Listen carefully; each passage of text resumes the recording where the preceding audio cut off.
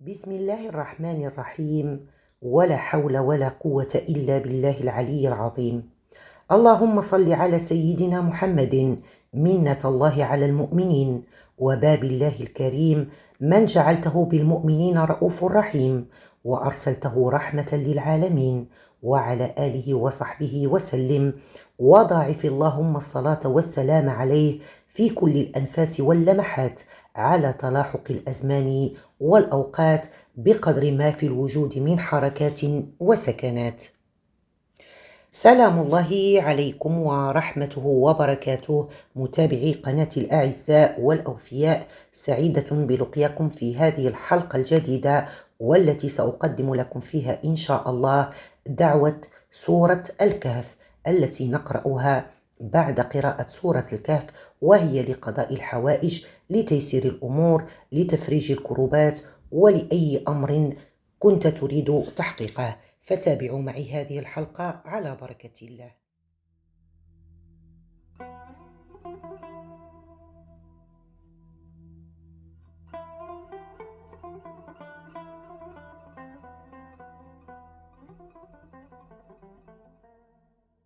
سورة الكهف الشريفة فيها من العجائب والآيات ما يظهر حكمة الله تعالى في خلقه، وفيها 5 قصص عظيمة، كلها تدل على التوحيد والابتلاء والنجاة بالإيمان. في سورة الكهف عبر عظيمة، منها قصة أصحاب الكهف، فهي تدل على حفظ الله لأوليائه، وقصة صاحب الجنتين تدل على فناء الدنيا وخطر الكفر بالنعمة، ثم قصة سيدنا موسى والخضر عليهما السلام تبين أن لله حكمة في أقداره لا نعلمها، ثم قصة ذي القرنين تظهر عدل الملك الصالح، وقصة ياجوج ومأجوج تذكرنا بالمعجزات الإلهية يوم القيامة. وسورة الكهف منة من الله على عباده، فيها النجاة من الفتن، ومن قرأها بتدبر كانت له نورا يهديه في الظلمات. وقال الإمام الغزالي في قصص سورة الكهف سر عظيم، فقصة الكهف تدل على أن الله يحفظ المؤمنين، وقصة الخضر تعلمك أن بعض الأمور خير وإن بدت لك شرا. فسورة الكهف الشريفة فيها أسرار وأنوار، ومن أدمن قراءتها كانت له نورا في قلبه، ونورا في قبره، ونورا في حشره.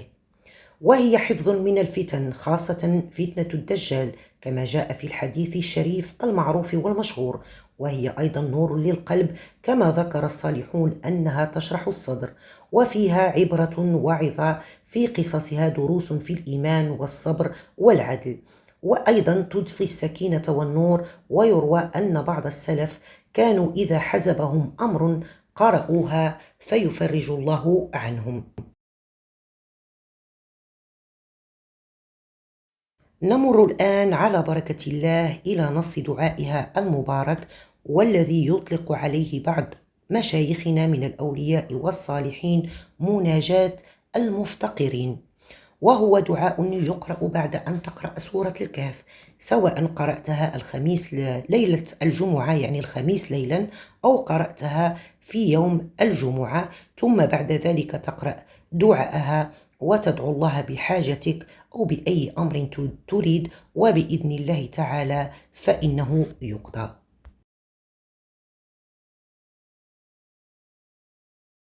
بسم الله الرحمن الرحيم. اللهم صل على سيدنا محمد النبي الأمي وعلى آله وصحبه وسلم. اللهم إني أسألك بحق سورة الكهف وبحق قولك فأووا إلى الكهف ينشر لكم ربكم من رحمته، وبحق قولك واصبر نفسك مع الذين يدعون ربهم بالغداة والعشي، وبحق قولك فمن كان يرجو لقاء ربه فليعمل عملا صالحا ولا يشرك بعبادة ربه أحدا، أن تجعل لي من كل هم فرجا ومن كل ضيق مخرجا، وتعينني في أمري كله، وترزقني من حيث لا أحتسب، وتدعو بحاجتك التي تريد. اللهم إني أسألك بحق سورة الكهف وبحق أهل الكهف وبحق كل آية فيها، أن تنور قلبي بها وتجعلها لي نورا وهدى وحفظا من كل شر، وأن ترزقني بها العصمة من فتنة الدجال والفلاح في الدنيا والآخرة. اللهم كما آويت أصحاب الكهف إلى كهفهم فآوني إلى رحمتك، وكما نشرت عليهم من رحمتك فانشر علي من بركاتك، واجعل هذه السورة حجابا لي من كل بلاء وذخرا لي يوم ألقاك. اللهم إن كسري لا يجبره إلا لطفك وحنانك، وفقري لا يغنيه إلا عطفك وإحسانك، وروعتي لا يسكنها إلا أمانك، وذلتي لا يعزها إلا سلطانك، وأمنيتي لا يبلغنيها إلا فضلك، وخلتي لا يسدها إلا طولك، وحاجتي لا يقضيها غيرك، وكربي لا يفرجه سوى رحمتك، وضري لا يكشفه غير رأفتك، وغلتي لا يبردها إلا وصلك، ولوعتي لا يطفيها إلا لقاؤك، وشوقي إليك لا يبله إلا النظر إلى وجهك، وقراري لا يقر دون دنوي منك، ولهفتي لا يردها إلا روحك، وسقمي لا يشفيه إلا طبك، وغمي لا يزيله إلا قربك، وجرحي لا يبرئه إلا صفحك، ورين قلبي لا يجلوه إلا عفوك، ووسواس صدري لا يزيحه إلا أمرك. فيا منتهى أمل الآملين، ويا غاية سؤل السائلين، ويا أقصى طلبة الطالبين، ويا أعلى رغبة الراغبين، ويا ولي الصالحين، ويا أمان الخائفين، ويا مجيب دعوة المضطرين، ويا ذخر المعدمين، ويا كنز البائسين، ويا غياث المستغيثين، ويا قاضي حوائج الفقراء والمساكين، ويا أكرم الأكرمين، ويا أرحم الراحمين، لك تخضعي وسؤالي، وإليك تضرعي وابتهالي، أسألك أن تنيلني من روح رضوانك، وتديم علي نعم امتنانك، وها أنا بباب كرمك واقف، ولنفحات برك متعرض، وبحبلك الشديد معتصم، وبعروتك الوثقى متمسك.